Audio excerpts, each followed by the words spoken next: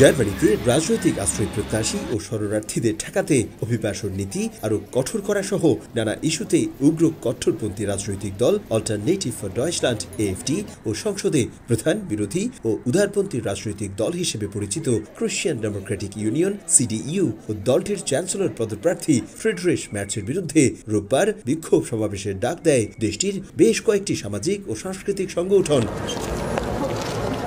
এই উপলক্ষে রাজধানী বার্লিনের সংসদ ভবন চত্বর, ঐতিহাসিক ব্রান্ডেনবুর্গার গেট ও স্ট্রাসডেস জিপসেন্টে ইউনি সহ নগরের জিগেস জয়েলের আশেপাশে নানা পোস্টার, ব্যানার ও কুশপুত্তলিকা নিয়ে হাজির হয় লাখো মানুষ। স্লোগানে স্লোগানে মুখরিত হয়ে ওঠে পুরো এলাকা।